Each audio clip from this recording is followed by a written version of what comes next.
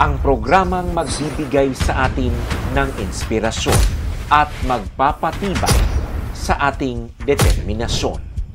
Ito ang Positibong Kwentuhan with John Paul Siniel.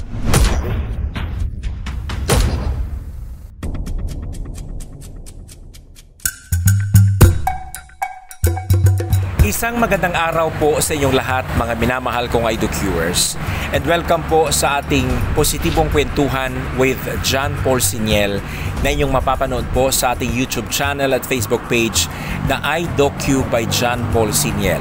Ang video po na ito ay naging posible dahil sa tulong at pag-alalay sa atin ng Adventist World Radio at ng Seventh-day Adventist Church at lalong-lalo na po ng 203rd Infantry Brigade ng Philippine Army sa pamamagitan po ng kanilang hepe, ng kanilang commander na si Brigadier General Randolph Cabangbang. Sa episode po natin na ito, atin pong pag-uusapan ang isa na naman pong former rebel na dati pong kasapi ng anak bayan.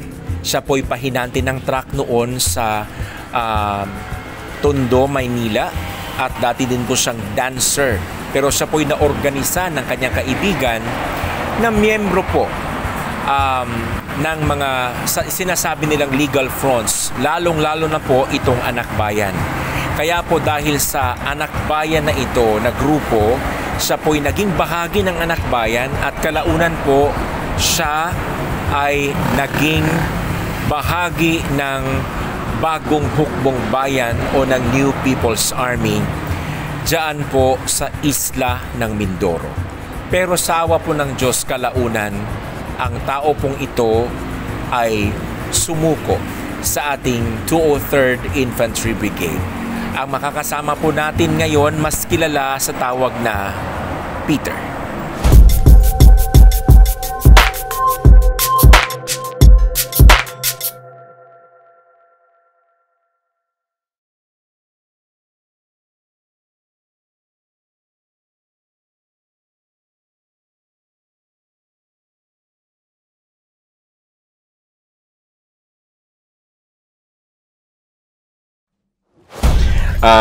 Sa iyo, Peter, paano ka na-recruit upang maging kasapi ng bagong hukbong bayan? Yung una, yung sa lugar namin, nagtatrabaho ako noon. Bilang pahinante ng mga panahon na yun sa tracking. Yan, tapos kasabay nun, meron din akong sinalihang grupo ng kabataan na yung sa mga sumasayaw. Yan, tapos doon na nagsimula yun sa may pinagpapraktisan naming lugar na kung saan yung isang barkada ko, tapos yung tatay niya, hindi ko alam na organizer pala yun sila. Yung tatay niya, yung pamilya nila? Hindi, yung pare silang mag-ama na dalawa sila, organizer. Organizer ng organization, ng itong communist organization. Hindi ko pa alam kung ano siya kung nung una na sa communist organization siya mas ang inaano nila sa amin, yan nga, yung sa mga legal na organisasyon, yung anak bayan. Tapos, habang tumagal-tagal nun na, kasi 13 kami nun na-organize, tapos, parang yung nagtuloy-tuloy lang, na, ako, yan na, yung natira. Na kung saan pinokos na nila ako sa mga gawain, ganyan. Yan, organize din, tapos, yung sa mga pag-aaral, yung binibigyan na nila, pinapadala na nila ako sa mga pag-aaral. Yung sa pag-aaral ng BKP. Ano yan? Yung batayang kurso ng partido. Yan, tapos pagkatapos niyan, doon na ako unti-unting kumbaga na recruit nila doon sa yung sinasabing Communist Party of the Philippines. Kasi mula doon sa pag-aaral ko nung BKP na yun, ay pinasumpa kagad ako doon bilang kandidatong kasapi ng partido. Pag sinabi nating pinasumpa, ganun talaga? Kasi pagkatapos mo i-take yung pag-aaral ng BKP, ay kasunod doon yung pagpapasumpa sa'yo bilang kandidatong kasapi. Tapos sa mga susunod pa ng mga panahon, di uulitin ulit yun yung pagpapasumpa sa'yo para yung maging ganap na kasapi ka na ng partido. So, kandidatong kasapi, ganap na kasapi, panunumpa lahat yon. So, yung ganap na kasapi, ano yun? Ganap na kasapi ng partido. Partido. So, kung saan ka gusto ilagay ng partido, wala ka magagawa.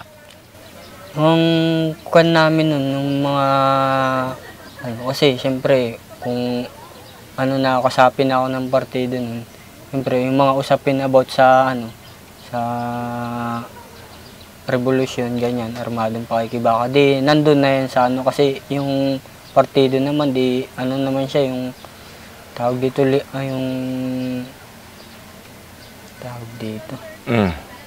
yung organisasyon na talaga siya ng yung sa komunista eh. Kumbaga, recognized na sa buong bansa.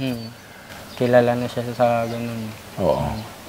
Pero sa di mas ang ipinopront lang talaga namin, di yung sa legal na organisasyon pagka kami nag-organize ganyan, nagrarally. Ang dinadala namin di yung legal na yung organisasyon, yung anak bayan. Oo. Yan. Pero balikan ko lang yung balikan ko lang yung sumasayaw kayo. Kahit bata ka pa, alam mo na ang pagsasayaw. Tama? And then, may mga kaibigan kang mga katulad mo ding dancer. And then, nung sa pagpapractice ninyo, yung isa mong kasama na dancer, tama ako? Na yung tatay niya at siya... Hindi siya dancer, kumbaga, yung barkada ko lang siya. Barkada lang. Hindi mo alam na organizer pala. Hindi ko alam na organizer siya. Paano siya nagkuble? Hindi ko rin alam kung paano kasi kumbaga kami, pag halimbawa magkakasama kami, yung normal lang, yung typical lang na usapang magbabarkada. Ganun lang. Hindi niya sa amin yung mas ganung usapin, ganyan. So wala ka talagang idea na yun yung ginagawa nila? Hindi ko talaga alam pa nung una na yun. Pero nung, siyempre, pahinante ka ng truck. Alam ko yung buhay ng pahinante ng truck. Walang ibang ginawa yan, kundi magbiyahe ng magbiyahe, di ba? And then may pagkakataon pa talagang nadoktrinahan ka ng kanilang pag-aaral at paniniwala. Kasi, kumbaga, dahil nga dun sa na yun, tumigil ako ng pagtatrabaho. Huminto ako. Tapos, parang nainganyo talaga ako na yung tawag dito, pumunta-punta rin ng makakamit ng ibang tao, ganyan. Yan, makipag-salamuha sa iba. Tapos kasi dun sa amin, kumbaga may mga din kasi ako ng issue dun sa amin yung hinggil sa paninirahan, ganyan. Bakit? Anong issue sa paninirahan? Walang sariling bahay? Walang sariling lupa. Ayan. Walang sariling lupa. So, ibig sabihin... May bahay naman na pero yung... Lupa hindi nyo? Hindi amin. Tapos... paano kayo nakapagtayo ng bahay doon? Hindi naman pala sa inyong lupa. Matagal na yun doon na kumbaga marami na talagang naninirahan, ganyan. Lumipat lang talaga kami doon. Kasi may kamag-anak yung papa ko na taga roon. Hindi yung isang bahay doon. Yung pinag-uusapan natin lugar, saan yan? Diyan sa Manila, sa Tondo. Sa Tondo. So, nagtayo kayo ng bahay doon sa area na hindi nyo lupa dahil maraming taga roon ang nakatira na noon pa at alam nilang hindi rin sa kanila ang lupa. So, yung issue na yon, sinakyan yon, tama? Ng organisasyon mo. At ikaw, naintindihan mo nga, oo nga, no? Wala kaming lupa. Pero maraming mga mayayaman ang may mga lupa. And sila yung naghaharing uri na sinasabi dito sa bansang Pilipinas. So, isa yun sa nagpa-udyok sa'yo na talagang sumapi sa kilusan. Oo, kumbaga parang gusto ko paglaban yung paninirahan namin, ganyan.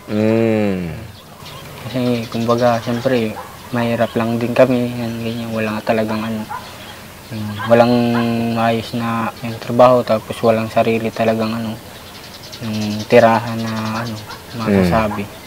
Hindi isa yun sa nagkuhan sa akin na kung saan baka kung sa mga susunod na panahon i-demolish kami, ganyan. Saan kami titira? Yan, ano yung magiging hanap buhay namin doon sa ano. Yun yung mga naging ano sa akin. Kaya nag-decide ako talaga na ano, yung itigil ko yung trabaho ko at gampanan ko yung ano, binigay nila sa akin ano, gawain yan. Okay. Na yun nga, mag-organize, magpaliwanag dun sa lugar namin na ganito, kailangan nating ano, ipaglaban yung paninirahan. Okay. Pero paano yung kabuhayan mo?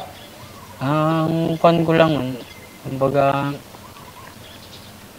kung saan lang kami, ano, kung abutan ng, halimbawa, kasi ang ginagawa namin parang, tawag dito, nagpapapulong kami sa mga ganyang lugar, tapos, minsan pagka, dun din na kami nakikikain. Ganun na lang. Kung saan kayo naaabutan. Pero siyempre, ikaw ba ay isa sa inaasahan ng pamilya? Ganun. Kasi ako, panganay ako sa amin Ako, panganay ka pa pala. Tawag dito, dun sa, bali, 7 na lang kami kasi yung bunso namin namatay. Panganay ako dun sa 7 magkakapatid. So, hindi mo naisip na pag ikaw tumigil sa pag-aaral, sa pagtatrabaho, pwedeng magutom yung pamilya mo? Hindi mo na naisip yun? Hindi ko na siya kasi kumbaga parang yung mga paliwanag sa akin nila na mga, yung mga ganyan na kumbaga laging pinapaliwanag sa amin na yung nararanasan yung problema ng pamilya. Normal na yan sa nararanasan ng karamihan na ganyan.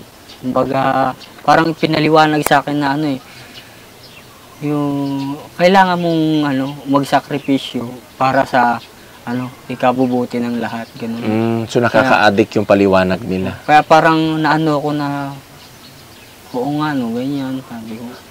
Parang kwan lang. Yun. Kaya, yun talaga yung yun yung inabot ng pangunawa mo. Yun yung inabot na. Pero siya, kumbaga hindi rin siya nagtuloy-tuloy gawa nung 2013 ng August yata. August yun. Nung namatay yung bunso kong kapatid. Yan. Tapos kumbaga parang nanghingi ako sa kanila ng tulong nun sa organisasyon na sasamahan. Walang naitulong. Na kung ano yung magtulong. Ang sinasabi lang nila na dalhin sa ganitong ospital, ganyan. Kumbaga, yun sila mismo talaga yung kasi kumbaga kami pa yung mismo pupunta dun sa yun. Yung inihingi ko kasi tulong nun, di siyempre yung pag-a-assist talaga sa amin na halimbawa sa ganito. Pero hindi ko na yun. Kaya yung sa akin ng tatay ko, yung pag-udyok sa akin na huwag na ako sumama dyan, magtrabaho na lang ako. Yan. Di doon, tumigil talaga ako ng pagkilos. Yan. Tapos nagtrabaho na lang ulit ako.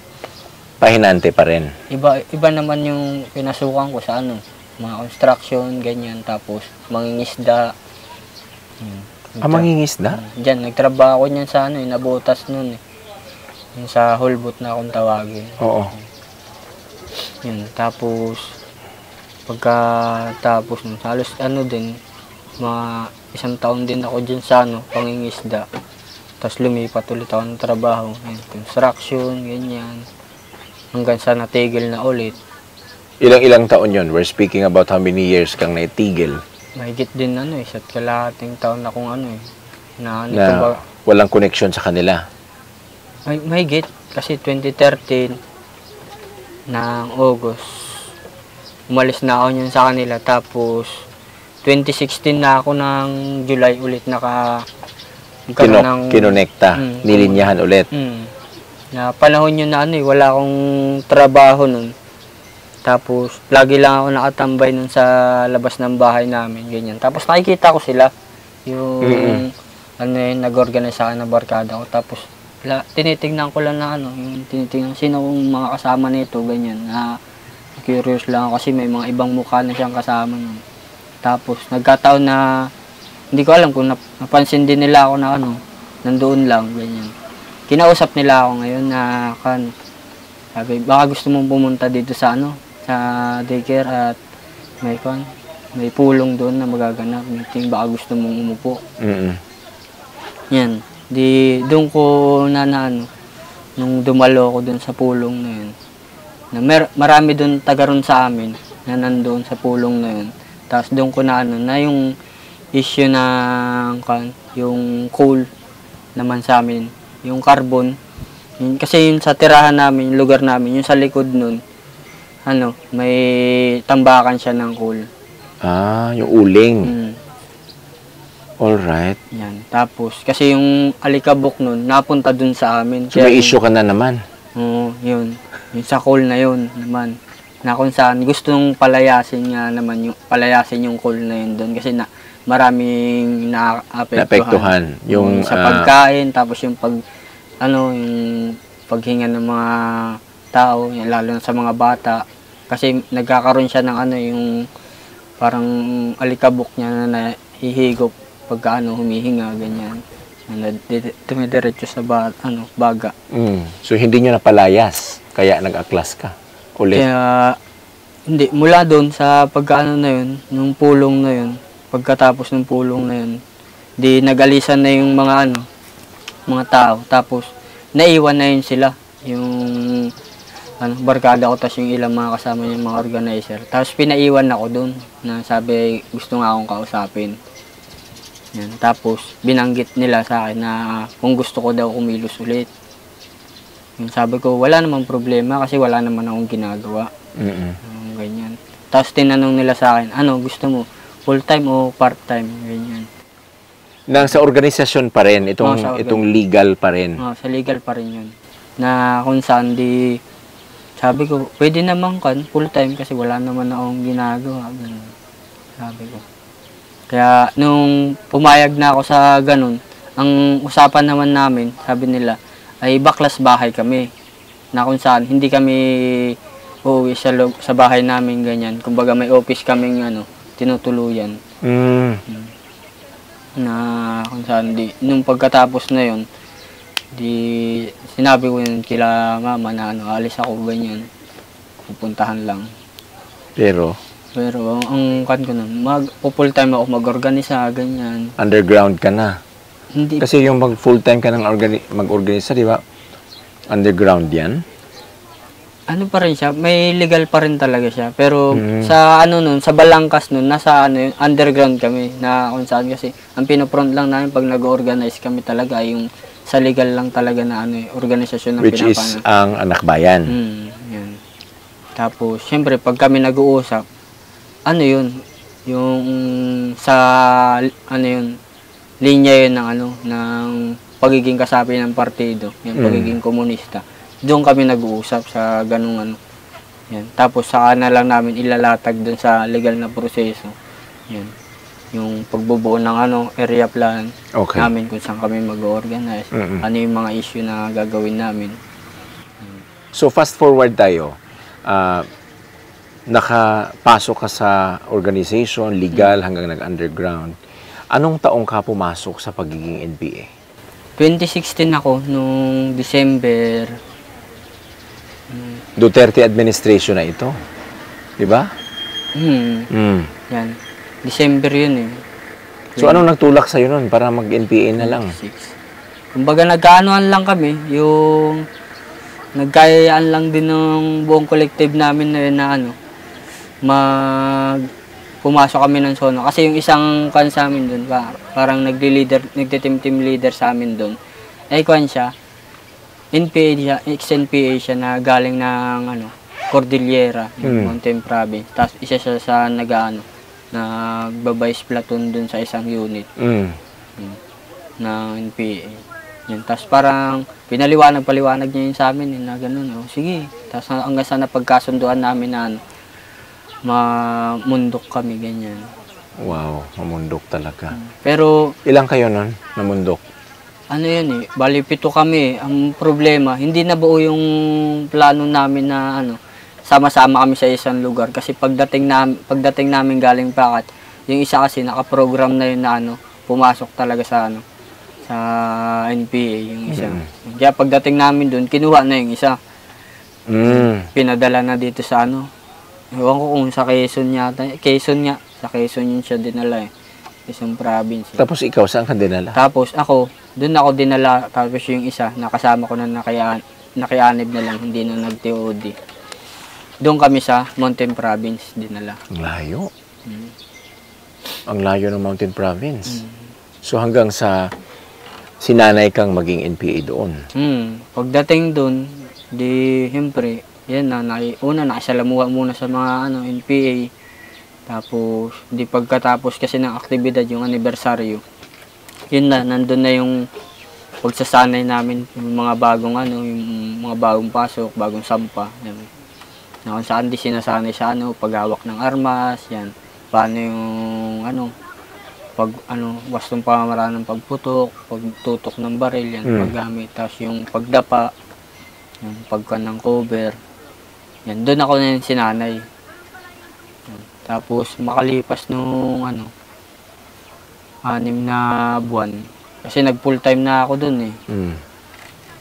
Makalipas yung 6 na buwan, dineploy naman ako sa ng Ifugao. Wow. Ifugao Province din. Kuwan din ng Cordillera. Na halos katabing probinsya lang din ng Mountain Province. Okay. Ifugao. Guerrilla unit ka na-assign. Yan. Tapos, pagdating dun, halos 15 days eh. 15 days pa lang kami dun. Saktong-sakto yun na 15 days. Yun. Dun ako unang nakaranas ng encuentro. My God. How was the first encounter? Yun eh, kung hindi July 10, yun. Alas 3 ng madaling araw. Kumusta yun? Kumusta encounter na yun? Napasok kami, yung pinagkakampuhan namin na napasok ng sundalo. Tapos, yun nga, pinutukan na kami, binugsukan na ng putok. Tapos, may mga sumisigaw na doon ng mga sundalo na sumuko na kayo, ganyan. Tapos ako nun, talagang sobrang yung sobrang kaba yun. Kasi first time ko lang makaranas ng ganun eh. So, nasubukan ngayon itong pagsasanay sa gera? Ang isa sa naging ko, para hindi ako mas lalong kabahan ng mga panahon na yun, ay iputok ko yung baril ko. Yun, kasi yun Okay. naman daw yung isa sa inaano sa amin na para mawala yung Kaba. nervyos, yung kaba, ay gamitin mo yung baril mo. Pumutok ka rin. Anong baril yun? M16 yung gamit yun. Okay. So, naiputok mo? Naiputok ko siya. Paisa-isa lang naman yung putok kasi ang turo kasi sa amin, pagka yung naka-auto, automatic yung putok mo, lalo't paggabi, kitang-kita yung dulo ng baril nun kasi nag-aapoy yun eh. Pag sa gabi, alas 3 ng madaling araw. Okay. Kaya paisa-isa lang yung putok ko. Para hindi ma-monitor yung apoy. Habang na-atras ako nun, papunta dun sa may gitnang formasyon, tapos may nakita ako dun na yung dalawang kasamahan namin na nakatayo, parang nakatulala, ganyan. Hindi ako na yung sa kanila, kumbaga, nagmando na umakyat na sila sa taas. Yan. Tapos habang papaatras ako, na pansin ko yun sa isang kubo, yung kasama kong babae na na-deploy din dun. Na nandun pa pala sa may kubo na yun, kaya hinata ko siya palabas. Kasi nakasuot pa siya ng yung kumot na yung malong tawag. Yan. Kaya hindi siya makalabas dun, di hinata ko siya doon. Tapos pagka pinaabante ko na siya sa taas habang pumuputok-putok ako, nag-cover fire. Yun yung first encounter Yun mo. na yun. Kinakabahan ka siyempre. Oo, kinabahan talaga ako no. Kasi ang pakiramdam ko nga nun, doon na ako mamamatay eh. Kasi First pa lang, Oo. naisip mo na kaagad na this is it. Oo, kasi kumbaga, sabog dito, sabog dyan, tapos yung mga mga bala, ganun. Yung sabog, bomba yun? Yung M203. Yung M203, malakas yan, di ba? Lalo't gabi, kita mo talaga yung yung spark ng talsikan ng pagsabog. Doon, ko talaga, yung iniisip ko talaga na parang doon na ako mamamatay, ganyan. Pero Mabuti na lang, hindi ka pa nung nakita ko yung ibang mga kasama na pilit, umaakyat, pataas ng sa bundok. Kumbaga, parang doon ako nagkaroon na pag-asa na lumaban. kaya ko to kung kaya nga nila, ganyan, na umahon. Kakayanin ko rin ito maka-atras. Kaya Grabe, yun, nung pagka-atras ko, pagdating namin dun sa medyo patag-patag dun sa taas, doon kami nag-ipon-ipon. Yan. Tapos doon ko nakita yung squad leader ko noon na may tama dito sa ulo. Hindi ko pa kumpirmado nung kung anong klase yung nakatama sa kanya. Yan. Pero namatay ba siya o buhay? Buhay naman siya.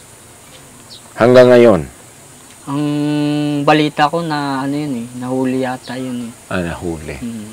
So, doon sa Mountain Province hanggang Ifugao, ilang enkwentro yun? Isa lang ako dun, naka-isang encounter lang ako dun. Isang encounter lang. The rest, saan mo na naranasan yung mga encounter mo? Dito sa parte ng Isabela, 2019 ng January. Ano yung tumawid kayo going Isabela? Hindi, kasi panahon naman yan na kumbaga, bumaba ako nun, nung panahon na halos mahigit ako isang taon sa mga 1 year and 2 months, ganyan sa Mountain Province, Ifugao. Tapos bumaba ako nun Kasi nabalitaan ko yung nanay ko, kumbaga nagkasakit, ganyan. So may... Kumbaga nabalitaan ko yung ganun. Meron ka pa ring malalim na concern para sa magulang mo. Kaya anong ginawa mo? Bumalik ka sa Tondo? Sabi ko sa kanila mag-ano muna ako, magtatrabaho ako. Kasi kinakausap pa nga nila ako na kung tulungan na lang daw yung nanay ko.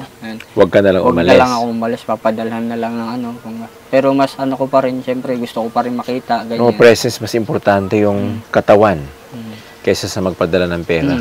Gusto ko makita Kaya yun talagang decision ko. Kaya nung panahon na yun, 2018, bumaba ako nun Tapos, yun nagtrabaho ulit ako, ganyan. Ganon?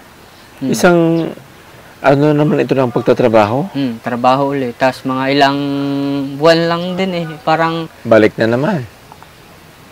niyaya ulit ako ng barkada ko na yun Kilos ulit sa legal, ganyan. Rally-rally na naman. Tapos, pagkatapos nun, mga December ulit ng 2018, yan, niyaya ulit ako na kasi anniversary yan pagka December, anniversary ng partido. Niyaya ulit ako na sa SONA, yan sa NPA, na dumalo ng anib. Sige, pero ginano sa akin, gusto mo mag full time? Sabi ko, pag muna. Baga, mag-TOD lang ako. Sabi ko ganyan. Inano ko lang na Ang TOD is 3 months, di ba? 3 months, 6 months, ganyan. Pwedeng humaba ng 6 months. Okay. Depende yun sa sabi ko, sige, magti-TOD ako na 6 months, ganyan. Tapos, yun na. Nung pagdating ko dun ng dyan na yun sa Isabela. Yun na yung Isabela. So, ilang encounter ka dun sa Isabela? 2 beses ako na-encounter. 2 beses. Hanggang nailipat ka ng Mindoro. Anong next to Isabela? Pagka-con ko na Isabela, kasi hindi ko rin nagustuhan doon yung ibang pakikasama ng mga kasama doon. Kumbaga, parang ang naging ko doon, yung pagiging lokal baga ng mga kasama doon, na porkit galing ka dito sa lungsod, ganyan.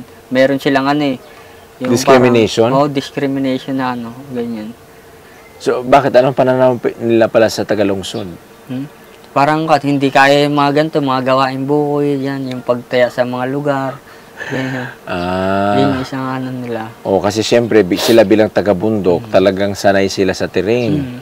And then ikaw, dahil patag ang Maynila, baka hindi mo kayang umahon sa mga bulubundukin na katatarik.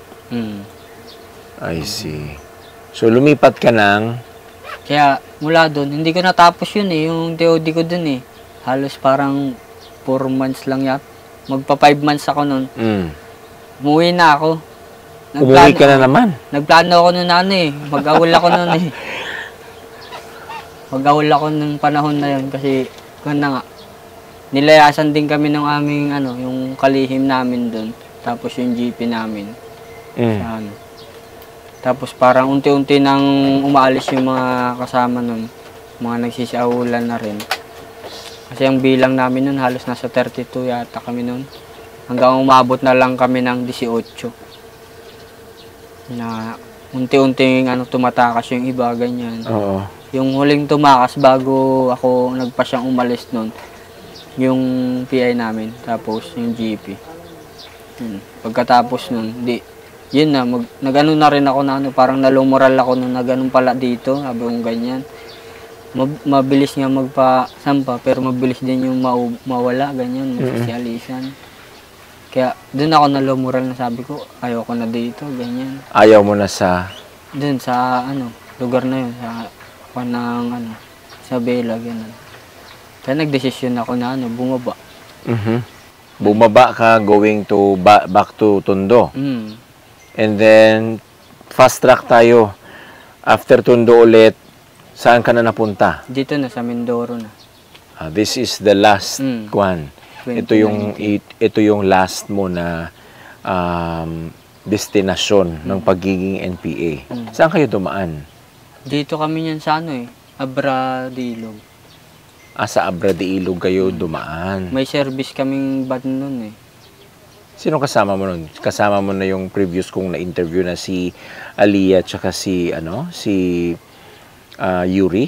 Hindi siya. So magkakaiba. Sa bagay si Aliyah kasi pumunta dito, di ba? 2023. Oo. Siyempre nauna ka sa kanya. 2019 ako ng December. Ang kasama ko dito, yung isang barkada ko. Tapos, plus may kasama pa kaming 6 na mga estudyante yun eh. Hindi ko lang alam kung anong eskwelahan. Basta mga college student yun. I see. Yung barkada mo nasa Tondo, yun yung kasama mo na? Nag-NPA talaga siya? Nag-NPA, pero halos isang buwan lang din. Umuwi yun. Mas nagtagal ka pa. Ikaw ang ni-recruit. Yung recruiter umuwi. Yung isa umuwi. Yung tatay niya, hindi nag-NPA? May ang balita ko sa kanila, kasi nga, nagkaroon na ngayon ng sa amin. May panahon talagang lalo't pagka umiinit sila ron, sa lungsod, umakyat talaga sila ng Nag-NPA sila? Nag-NPA sila. Mga ilang buwan doon sila nagpapalamig. Tapos, pagkatapos nun, bababa ulit sila. Kasi ang gawain naman talaga nila ron ay underground yan. Yung hinggil sa pagpapasampa. So, nung dito ka sa Mindoro, Occidental yung pinasukan nyo, tama? Occidental. Yan sa Rizal. Kumusta yung pakikipagdigma dito sa loob ng Mindoro Island? Mas maraming encounter dito? Kung dito sa Mindoro, mas maraming encounter dito ang nangyari. Pero kung sa akin, dito sa Mindoro, nakadalawang encounter lang ako dito. Dalawang encounter lang? Yung huli kong encounter noong 2021 ng March 25, doon na ako tinamaan. Saan ka natamaan? Ito. Dyan. Dito pumasok, dito lumabas. Kaya ito, may may lock plate na to sa loob. Saan ka nagpagamot? Sa Batangas. Paano ka nagpagamot? Siyempre, ka? NPA ka? Hindi. Maraming alyado? Kumbaga, may nag-a-assist lang dun talaga na Meron kasing isang tao na nasa underground organization na siya yung sumasalo dun sa mga kasamang sugatan. Tapos siya yung nag-a-assist yan. Tapos siya na rin nag-aayos ng mga tuluyan ng mga pasyente kasama, yung mga bahay na mga nasa legal din na organisasyon, o kaya mga masa. Doon yan kami itinutuloy. Tapos siya yung nakikipag-usap naman dun sa mga mga pwedeng mga doktor, ganyan, na mag-oopera sa amin, ganyan. Pero pag tinanong kung bakit ka natamaan ng bala, anong sagot doon? Ang naggawa lang ako ng kwento na ako tatrabaho ako sa Maynila. Yan, nahulog ako sa scaffolding. Bala yun eh. Tapos natusok ako ng tusok? Ng bakal. Kalayo ng Batangas. Sa Batangas ka talaga nagpa-hospital. For example, pag ganun Hindi, kasi ang may kamag-anak ako dito sa sa Batangas, ang prente ko. Kasi yung isang sumama sa akin na civilian, kumbaga, nagpanggap na tiyahin ko. Yan, tapos sa kanila ako umuwi. Pagpuntang Batangas, saan kayo dumadaan para magpagamot? Dito kami sa kasi nung lumabas ako galing dito, sa ako ng Mansalay lumabas, sinundo ako ng bangka. Tapos tumawid kami ng Lucena. Pagdating ng Lucena, may sumundo sa aking kotse dyan. Tapos pagka, dating ng kotse dun sa may parte na ng Batangas yan lumipat ako ng van. Ganun yung pamamaraan, para makalabas lang talaga. Tapos dire-diretso na papuntang Santa Rosa. Laguna. Laguna. Tapos doon muna ako nag-stay habang inaayos yung schedule ng operation ko. So, yun lang yung isang beses na natamaan ka. And then, pagkatapos mong magpagamot, naoperahan, nagpahinga, balik na naman sa kilusan. Balik ulit. Halos 3 buwan lang akong Nagpahinga? nagpagaling. Tapos bumalik na ulit ako eh. Kaso nung pagbalik ko dito, dahil nga syempre, iba talaga yung may kwan na sa paa. Talagang nung unang balik ko rito, sobrang hirap talaga na may kwan pa na talagang hindi na ako makalakad sa sa sobrang sakit ng paa ko. Okay. So, apektado na yung operasyon mo sa kilusan. Oo. Lalo't gabi kami naglalakad. Tapos, may mga panahon na yun na gusto ko nang umuwi. So, may pagkakataong gusto mong umuwi. Dahil sa pagod sa katawan at saka sa paa. Sa hirap na. Kumbaga, niisip ko na hindi ko na kayang sumabay. Paano pa kaya kung magkaroon ng Ng enkwentro. ng enkwentro? Paano ko pa isasalba yung sarili ko, ganyan. Hirap naman pala. Tapos, hanggang sa kumbaga, kinausap lang ulit nila ako ng kinausap na hinikayat ulit nila ako na manatili pa rin. Oo, wag sumuko. Sabi niya, marami daw mga kasama pa na mas malala pa daw sa akin nandito. So, yung mga sinungaling na naman na gano'n. Pagsisinungaling na gano'n.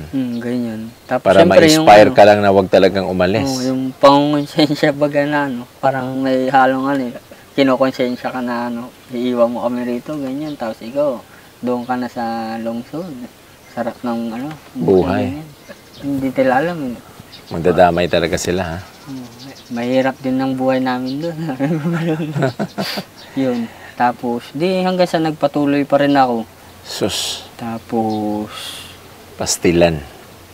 yun.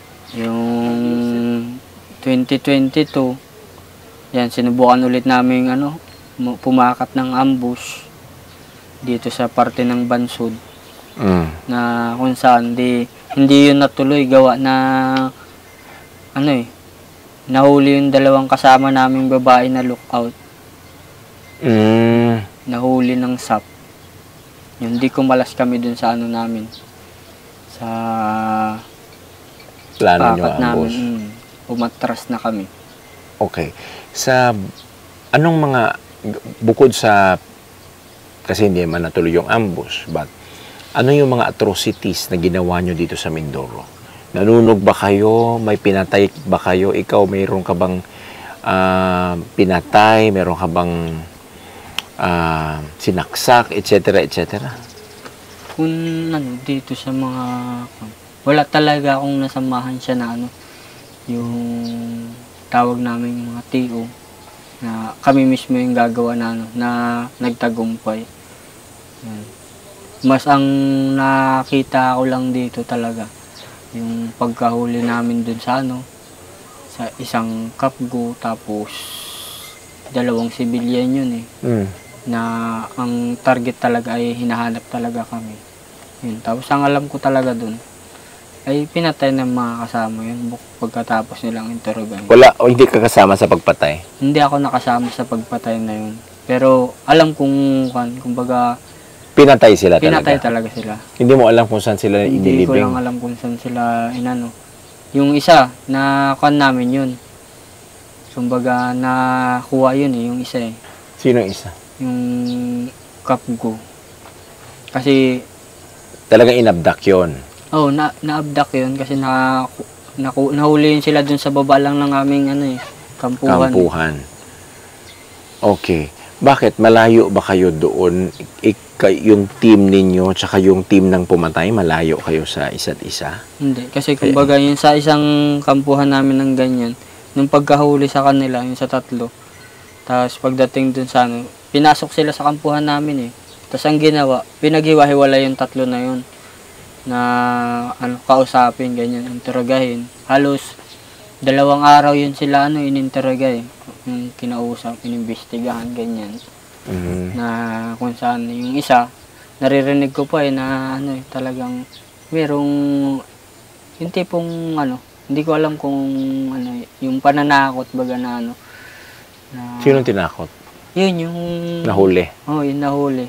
tinakot ng kasamahan mo. Oo, na nag-interroga na ako sa akin. Sabi, ako naiinis na ako sa'yo, ganyan. Paulit-ulit na lang tayo sa ano, paulit-ulit lang yung sinasabi mo, hindi ka pa umamin, ganyan. Ah. Kumbaga, gano'n na ano. Naririnig mo yon. Naririnig ko yun kasi nandun ako, malapit lang ako dun eh. Halos mga 15 meters lang ang mukha ko, wala pa. Mula dun sa may kusina, tapos dun sa may pinag-uusapan. Tapos maririnig mo talaga, gawa na kan eh. Yung wala namang ganong iingay dun eh. Tapos tahimik naman yung sa gubat. Kaya maririnig mo rin talaga yung Usapan nila. And then later on, nakarinig ka na ng putok. Hindi ko narinig yung putok. Kumbaga, nung pagkasabi nung commander namin, ni Busay, na umamin na yung isa. Yun. Kapgong araw at hinahanap talaga kami. Yan. Tapos nagpulong yun, yung mga opisyal, yung nasa command, na ganun nga. Patayin. Ang kwan nila, na ano talaga, papatayin. Ever since sa buhay mo bilang NPA, wala ka pang napatay? Hindi ko alam kung nakapatay ako na ano, dun sa mga enkwentro na ano. Kasi malayo yung mga Hindi kasi distansya. pagka sa encounter naman, hindi mo malalaman kung ano eh. Nakatama ka. Nakatama ka o hindi. Sa dami ba naman ng pumuputok eh. Okay. Fast forward tayo, Peter. Siyempre, makulay yung buhay mo doon sa loob. Mula sa pagiging kasapi ng mga legal front organizations such as Anak Bayan. Mula sa entry mo sa Abra, Sa Mountain Province, tapos nag-Ifugao ka pa, and then nag-Isabela ka hanggang sa nalipat ka dito sa Mindoro. Ano ang mga dahilan mo ngayon? Bakit matapos yung paghihirap, sakripisyo na naranasan mo sa loob ng Kilusan, sumuko ka noong September 2023? Ang kan ko talaga nun, nung mga panahon na yun.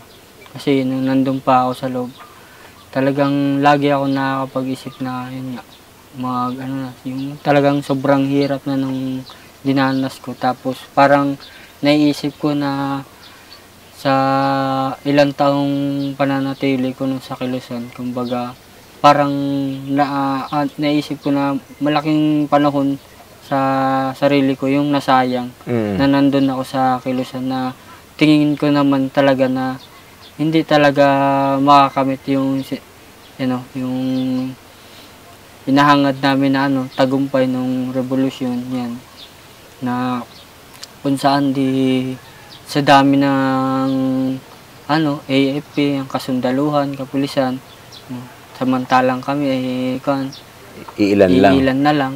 Ganyan, na pilit pa rin kumbaga sinasabing matatag pa rin talaga yung Kilusan. Pero sa loob mismo ng Kilusan, makikita mo talaga na mahina na talaga ang Kilusan. Hindi na talaga kumbaga bago man siguro talaga magtagumpay yun, maraming buhay ang masasayang. Correct. Dahil dun sa isinusulong na armadong pakikibaka. Okay, nakita mo na talagang hindi magtatagumpay. Walang pag-asa. Walang pag-asa.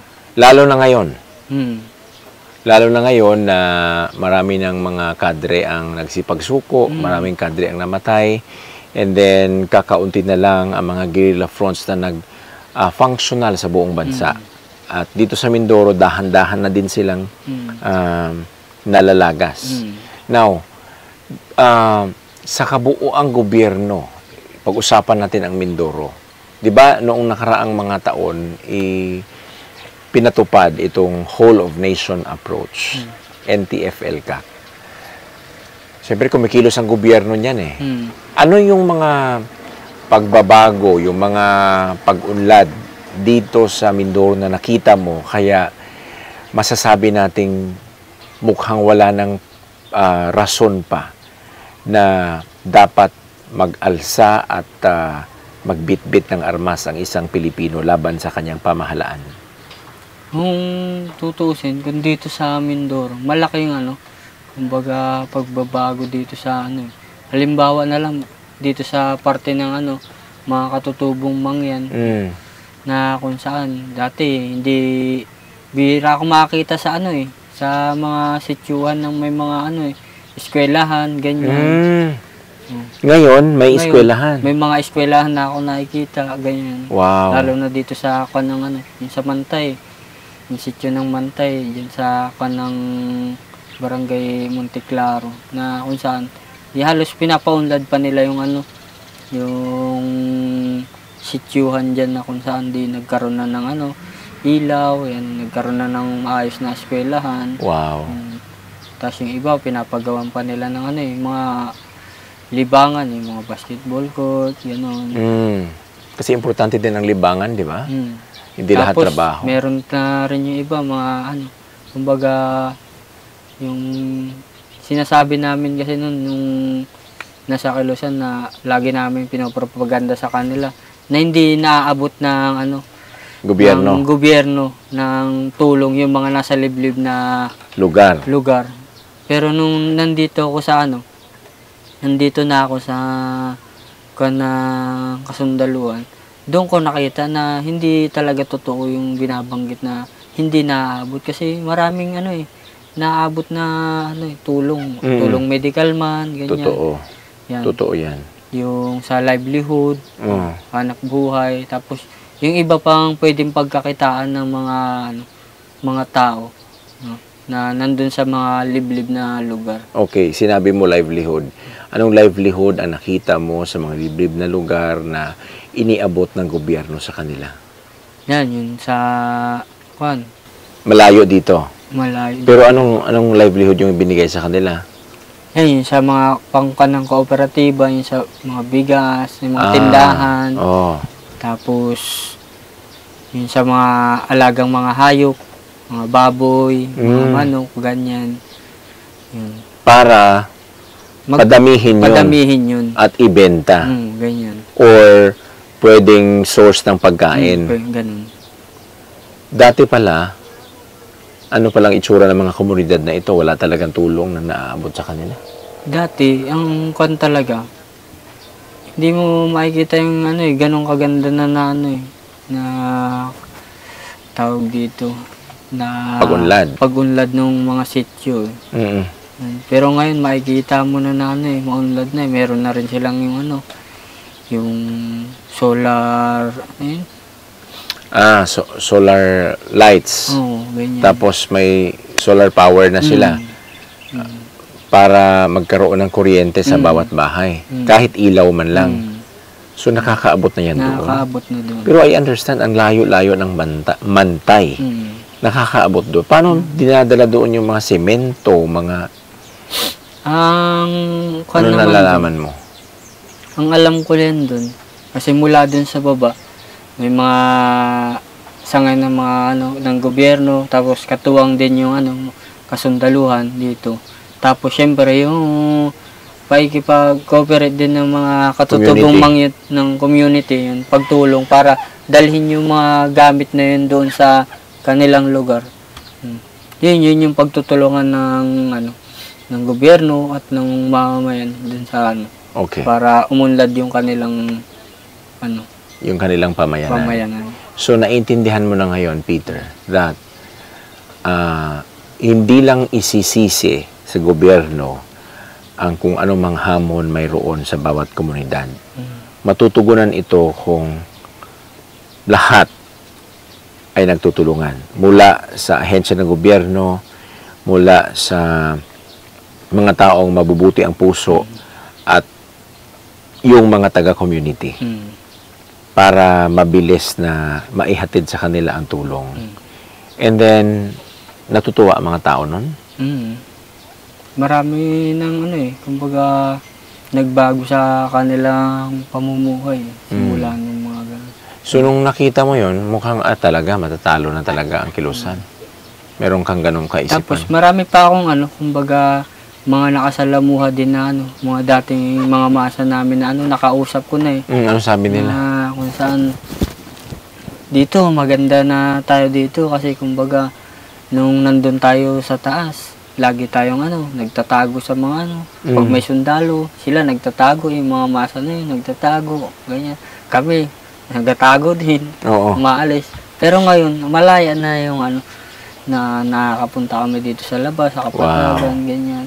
Na walang pangamba na kung ano man ang mangyari. Yes. Mas natutuwa ka doon kasi, 'di ba? Ang dahilan bakit ka umakyat at sumapi sa kilusang armado is that may mga isyu kang nararanasan. Yung walang sariling lupa, may bahay pero walang sariling lupa, yung pagpapatalsik sa mga kumpanya na nagdudulot ng masama sa kalusugan, and etc. etc. And then ngayon, nakikita mo na iba pala, pwede palang magbago. Sa ibang perspektibo. Siguro hindi natin pwedeng maialis yung mga kumpanyang sa akala natin masama sa atin. Hindi natin kaagad ma-achieve yung pagkakaroon ng lupa. Pero sa kabilang banda, may kumikilos. May kumikilos, pero hindi lang siya talaga yung agad-agad na may sa pangkalahatan. Kumbaga, utay-utay lang siya na kasi hindi mo naman talaga kumbaga pwedeng biglain na ibuhos lahat talaga yung tulong sa mga nangangailangan. Correct. Kumbaga utay-utay lang talagang Oo. Kagaya din yan sa paggawa ng bahay, di ba? Pag gumawa tayo ng bahay, kung wala kang pera, wala kang budget, pautay-utay yan hanggang sa matapos. O kahit may pera man, hindi naman magic na pag sinabi mong gusto ko ng bahay, dandyan ka agad ang bahay. Bibili ka ng pako, bibili ka ng kahoy, etc. etc. Proseso yon hanggang sa maigawa natin yung bahay, matapos siya at matirhan. So same thing with what is happening in the country.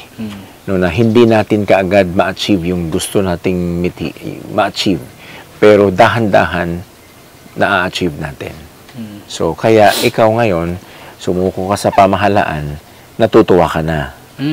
Okay ka na. Okay na ako dito na kumbaga, siyempre yung inaano ko doon na yun nga, yung katulad nga ng yung kahirapan sa amin na kung saan hindi ko nakikita nun yung yung pagtuwang ng gobyerno dun sa mga mahirap. Ay dito, unti-unti ko nakikita na hindi pala ganun na walang ginagawa ang gobyerno. Kumbaga, may ginagawa siya na kung tutusin, hindi lang siya talaga yung bigla mo na matatanggap mo kagad yung inaasam mong tulong na manggagaling sa kanila. Kumbaga, inuutay-utay nilang gawin. Yes. So, ngayon, na nandito ka na sa pangangalaga ng pamahalaan, yung last mo na position was Vice Squad Leader. Vice Squad Leader.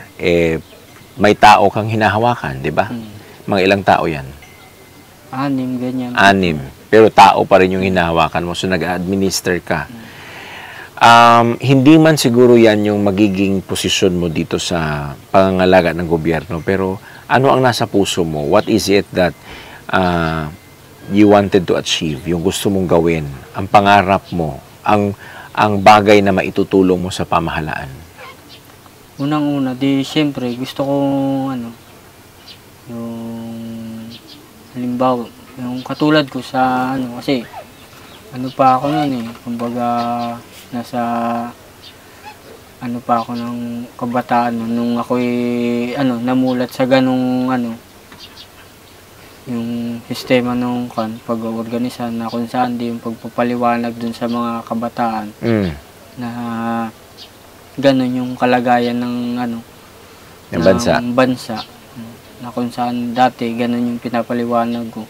Ngayon, ang gusto ko naman gawin, siyempre ipaliwanag sa kabataan na hindi talaga solusyon yung paghawak ng armas para makita o makamit natin yung inaasam natin na magandang buhay para sa atin, sa ating lahat, kundi nasa sarili mismo natin, sa katuwang ng ng gobyerno. Kasi hindi lang naman din tayo yung kumbaga, hindi lang din naman yung gobyerno yung may kasalanan kung bakit tayo nandito sa ganitong sitwasyon.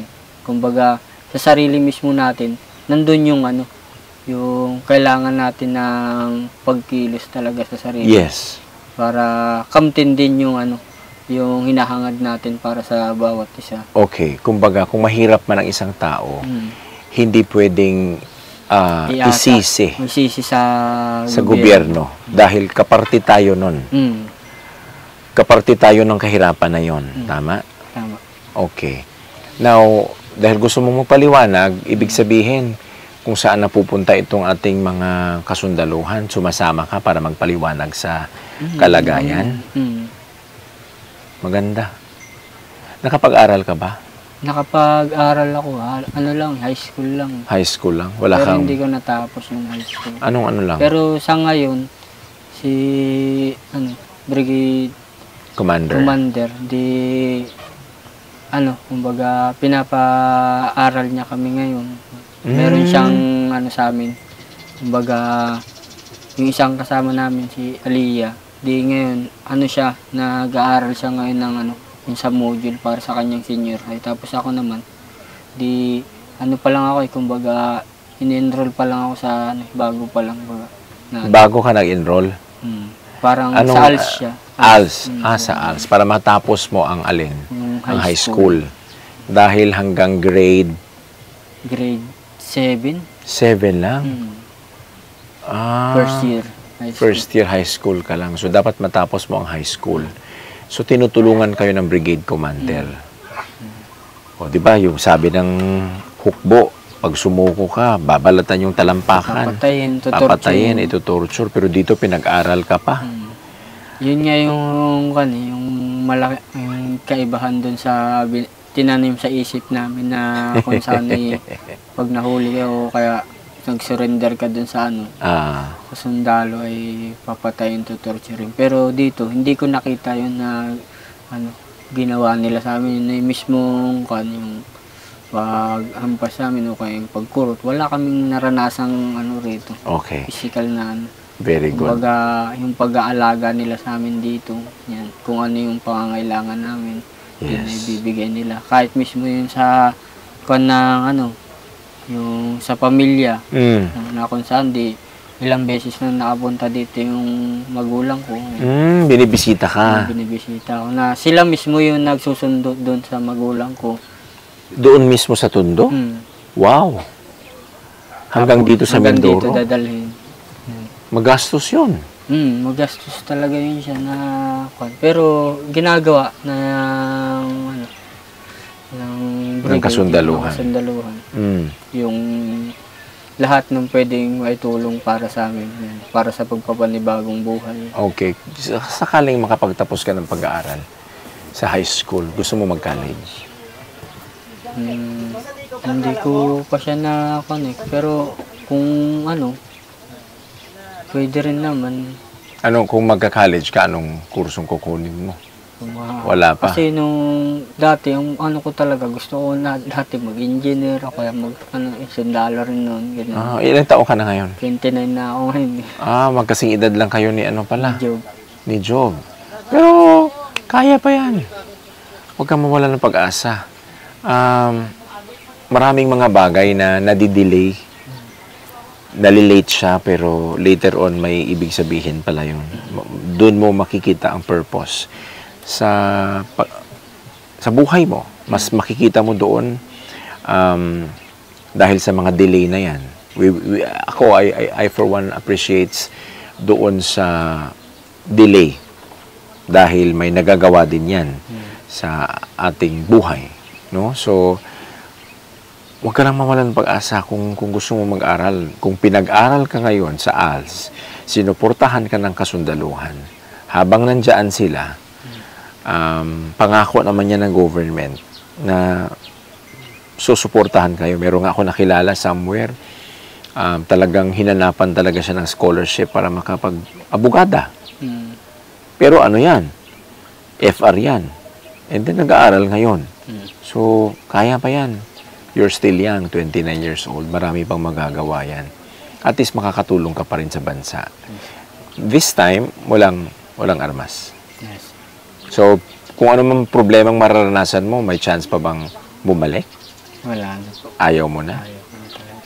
So anong pakiusap mo dun sa mga kapwa mo dating, I mean ngayon, mga NPA pa sila, mga kasama mo dati, anong gusto mong sabihin sa kanila?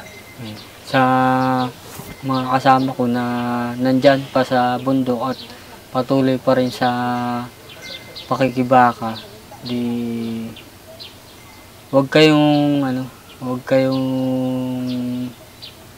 tawag dito, yung mangamba na lumapit dito sa mga kasundaluhan at sa gobyerno na kung saan dito magkakaroon kayo ng yung maayos na buhay kung gusto nyo ng magpanibagong buhay. Kasi kung tutuusin, yung binabanggit sa atin na kung tayo susurrender sa mga kasundaluhan na tayo papatin, ay hindi totoo yung mga ganong sinasabi sa atin na kung saan dito tayo aalagaan at bibigyan ng protection at kung ano man yung mga pangangailangan natin at gusto pa natin mangyari sa atin, ay nakahandang tumulong ang kasundaluhan at ang gobyerno. Okay. And with that, Peter, maraming salamat sa iyong pagtitiwala sa amin, sa iDocu. Talagang lumisan pa kami ng Mindanao para dito sa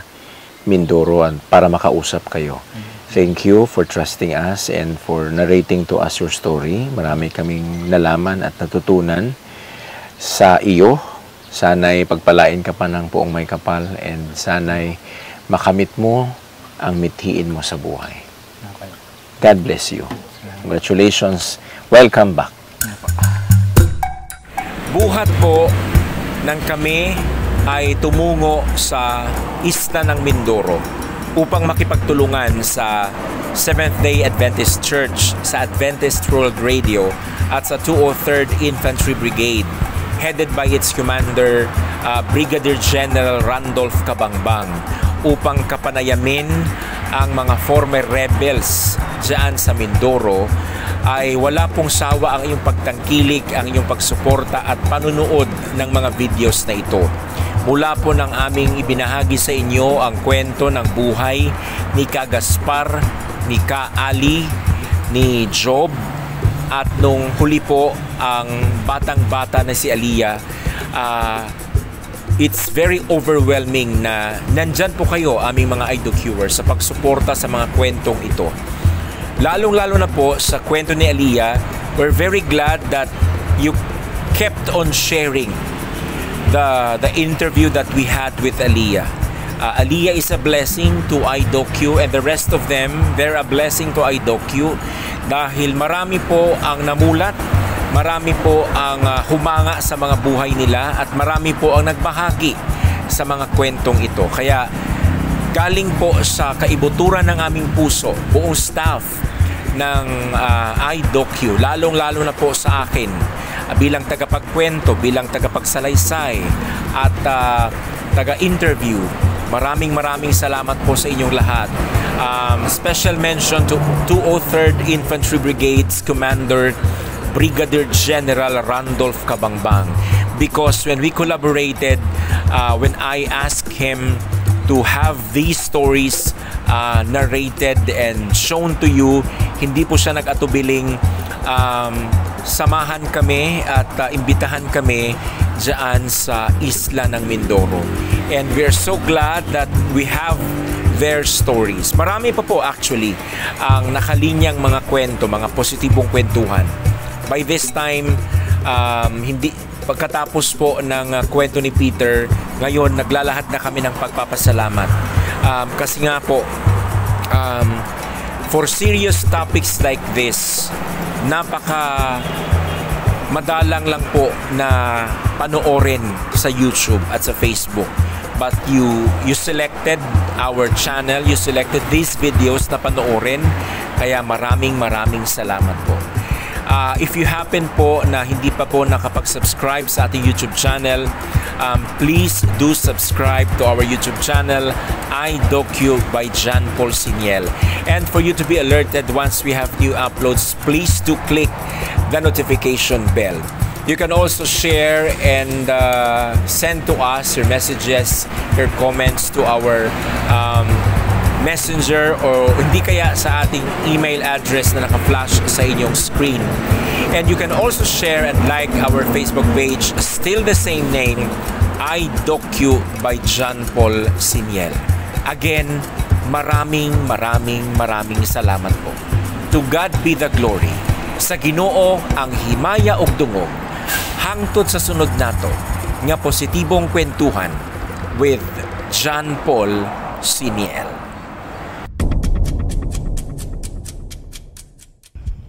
Ito ang positibong kwentuhan with John Paul Siniel.